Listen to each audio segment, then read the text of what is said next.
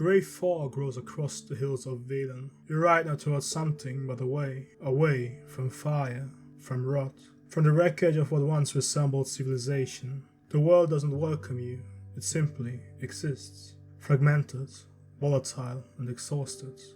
Welcome to The Witcher, not the heroic saga of old epics, where good triumphs and the hero stands as a pillar of moral clarity. This is a world undone, its kingdoms collapse beneath their own contradictions.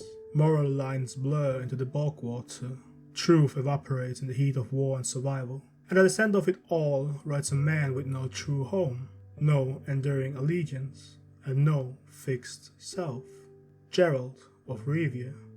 But Gerald's world, for all its monsters and magic, doesn't feel entirely foreign. In fact, it feels uncomfortably close. Because before we can understand the witch's existential fog, we have to understand our own, and how it came to be.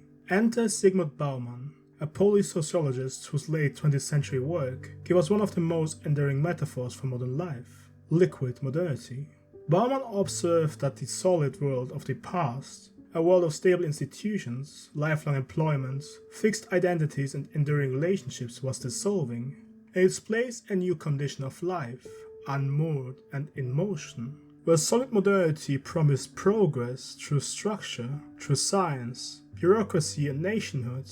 Liquid modernity is defined by flux. The structures still exist, but they no longer hold. They no longer guide, constrain or promise. We're no longer born into a singular, lifelong identities. Instead, we're encouraged, even required, to reinvent ourselves constantly and restlessly. Bauman saw this shift most clearly in labor. In solid modernity, you were your job, a blacksmith, a teacher, a miner. Your profession was your identity passed down through generations. In the liquid world, work is transitory. Careers are portfolios, skills expire. Entire industries vanish overnight. To survive, you adapt. To belong, you perform. And this instability doesn't stop at work. It floods into every domain. Relationships become provisional, optimized for convenience, what Bauman calls network connections instead of deep ties. Morality becomes negotiable, responsive to context rather than rooted in obligation. Politics becomes a performance, ideology as branding, not belief. And identity becomes a project to manage, not a foundation to stand on. In liquid modernity, the self is never being, it is always becoming. The central question is no longer who am I, but how can I stay relevant? Bauman compares the modern individual to luggage in an airport, packed and repacked, carried, dropped and rerouted. You never stay long, and the maps you once trusted, church, class and country, are either missing or unreadable. But here lies the paradox: the freedom to choose your own path becomes its own kind of burden. In the absence of external anchors, the responsibility to navigate the shifting world falls entirely on the individual. Bauman calls this a privatization of uncertainty. You are free, but you are alone, and the rules change without warning. This isn't just a sociological observation, it's a psychological one. When nothing is solid, when everything can collapse overnight, anxiety becomes the ambient noise of existence. Permanence begins to feel naive. Commitment feels dangerous. Even our most confident choices carry a quiet suspicion that they too are temporary. In The Witcher 3, the Northern Realms are not a stage for triumph. They are a fractured echo chamber of failed empires and compromised causes. Zygmunt Bauman's vision of a liquid world, where no structure remains fixed long enough to offer stability, finds a haunting parallel in the chaos of the continent. Here, political power is not a symbol of order, it is a symptom of entropy. Temeria has been absorbed, its resistance little more than a ghost, surviving on slogans and nostalgia. Cadwan is shattered, its leadership decapitated. Redania under Radovid has curdled into fascism, with fanaticism posing as law. And Nilfgaard, the imperial juggernaut to the south, seems ascendant, until it doesn't. Even its wanted efficiency feels brittle, its unity purchased in blood and silence. These are not competing visions of a better world. They are alternate brands of collapse. In this world, allegiances are paper thin. Townsfolk pledge loyalty to whoever last spared them. One village burns Redanian banners as Nilfgaard approaches, only to repaint them days later when the tides shift. Truth is temporary, justice is localized, flags change, Laws change, and with them the language of meaning. No ideology is strong enough to anchor identity. No institution is stable enough to inspire faith. And through his churn walks Gerald, a creature born of tradition, but untouched by permanence. He was trained at Kaer Morhen, a fortress of old rituals and rigid codes. But the Witcher order has long since crumbled. The halls where boys once trained now echo with ghosts. Gerald carries the weight of a vanished structure, but nothing binds him to it now. He has no homeland, though called of Rivia, it's only a borrowed name. He holds no citizenship, no state claims him, and he claims no state. He's not a knight, nor a rebel, nor a partisan. His only banner is survival. His neutrality is not passive, it is strategic. In a world where every faction is compromised, to choose a side is not to declare virtue, it is to acquire enemies. Neutrality is not cowardice, it is a shield. It is self-preservation in a system that punishes conviction. Like Bauman's liquid modern subject, Gerald is not without moral longing, but he understands the cost of attachment in a world that won't stop shifting. This is Bauman's central insight. In liquid modernity, no permanent bonds is not just a description of life, it's a requirement for survival. Institutions fail, leaders lie, codes erode. To remain whole, the individual must remain light, agile and unattached. You must move, adapt and recalibrate. You cannot afford to sink. Gerald may make promises, he may protect, he may love, but he rarely belongs. In Velen he is a freak, in Novigrad a heretic, in Skellige a foreigner, in Toussaint a novelty. Wherever he goes he is needed but never welcomed, trusted but never integrated. The neutrality he clings to is not political stance, it is an existential reflex, a way to survive a world where nothing can be trusted to endure. Even his profession betrays this decay. Witchers are not knights nor priests, they are contractors, paid to slay what others fear. But even this transactional clarity begins to rot. Clients refuse to pay, contracts are broken, monsters are no longer monsters. The myth of order, that money buys justice, that service earns trust, collapses. There's a wordless tension in Gerald's journey. He longs for structure, but lives in ruin. He is trained by tradition, but ruled by improvisation. He seeks love, but expects loss. Geralt of Rivia enters the world with a reputation. The White Wolf, the Butcher of Blaviken, the Witcher. But these are not definitions, they are labels. Names others impose, masks he wears, echoes of things he's done rather than reflections of who he is. Over the course of The Witcher 3, his identity is constantly renegotiated, by the world, by the player and by the man himself. He's a warrior trained and mutated to kill, a mercenary taking coin to survive, a savior to some, a monster to many. Who Gerald is depends entirely on the moment, and the eyes watching him. The same man who rescues a child from werewolves is later refused service at a tavern for being a mutant. The same sword that slays a griffin is scorned by a noble for smelling of sweat and blood. The game reinforces this fluidity of identity, not through karma meters or moral binaries, but through something more subtle and more human, contextual choice. The Witcher 3 doesn't let you define Geralt by numbers on a morality scale. Instead it lets you shape him in fragments, through dialogue, behavior, tone and instinct. Your Geralt can be sarcastic, solemn, brutal, tender. He can live with Yennefer, Triss, Kira Metz, Madame Sasha, Yuta, Shani, and I think you get the picture. Each edition shapes a version of him, but never the definitive one. Because in Bauman's liquid world there is no definitive self. Identity is not a fixed possession, it's a continuous act of construction. Even when the game gestures towards a resolution, it often unravels it. Take the Bloody Baron questline, one of the game's most acclaimed arcs. At first the story feels like a familiar moral problem.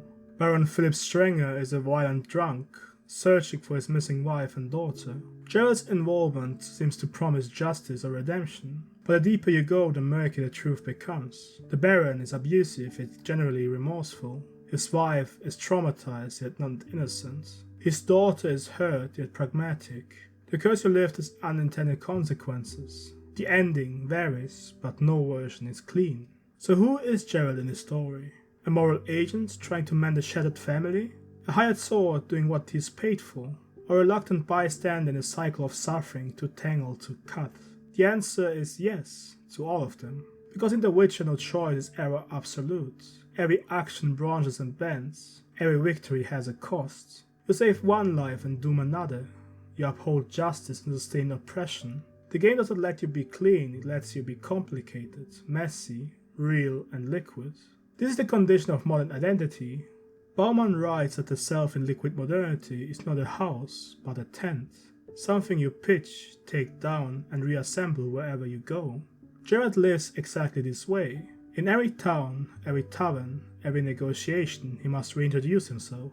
There is no solid reputation, only rumors, stories and scars. He is judged anew each time, and so he must become anew. But there is one thing about Gerald that feels fixed. He is a professional. In a world of shifting loyalties and blurred identities, professionalism is the closest thing he has to a moral compass. He kills monsters because someone pays him. He investigates curses because there's coin involved. His instinct isn't justice, it's transaction. In a solid modern world, morality might have been grounded in faith, tradition or law. There were rules: do not steal, do not kill, honor thy word. Moral codes were enforced by stable institutions, church, family or nation. But in liquid modernity, Bauman writes, these structures no longer hold. They are fractionate, optional, openly distrusted. In their place we are left with ad hoc ethics, moral decisions shaped by context, survival and self-interest. Gerald operates within his marketized morality. Every contract he takes is entangled in the economy of need. A father hires him to find a missing daughter, but she ran away to escape his abuse. A town offers coin to slay a beast, but the monster was once human and still pleased like one. A noble wants a mystery solved, but it's clear he's hiding the real crime. In each case, Gerald isn't guided by ideology, he's guided by practical ethics. Decisions made in the moment not from principle, but from necessity.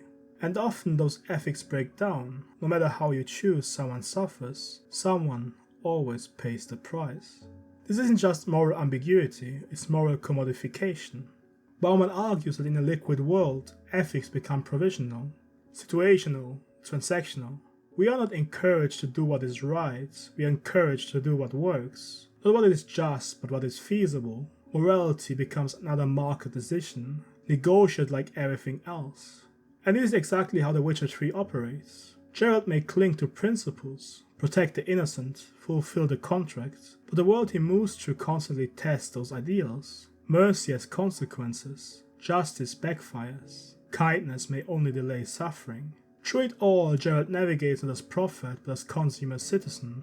Bauman's term for the modern subject no longer rooted in moral community, but floating in a moral marketplace. In this marketplace, choices are purchases, made based on convenience, calculated risk or personal branding. Even when they feel meaningful, they are processed through a system where values are optional, outcomes uncertain, and moral weight is often just narrative flavor. In The Witcher you may feel like you're doing good, but the game reminds you again and again, good is a luxury, coin is a necessity. Every righteous act, every noble choice is still a contract, still a transaction, and every contract, no matter how just, participates in the same broken economy, where monsters are made, not born, and where moral agents become service providers in a world with no higher ground. In The Witcher 3, love is not a refuge. It is not a stable hearth to return to after the battle is won. It is another path Geralt must navigate, fogged by memory, burdened by history, fragile in its unfolding. And in this once again, he's achingly precisely a product of liquid modernity. Among Zygmunt Bauman's most poignant reflections is not about politics or markets, but about love. He writes that in the liquid age, even our most intimate bonds are reshaped by the logic of impermanence. Where love once promised permanence, till death do us part, it now demands flexibility. Commitment becomes a liability, dependency a risk, and so love, like everything else, becomes liquid, valued but distrusted, pursued but feared. In The Witcher 3, this condition echoes throughout Gerald's relationships, especially with Triss Marigold and Yennefer of Wengerberg. These are not fairy tale romances, they are layered, fractured and never quite secure.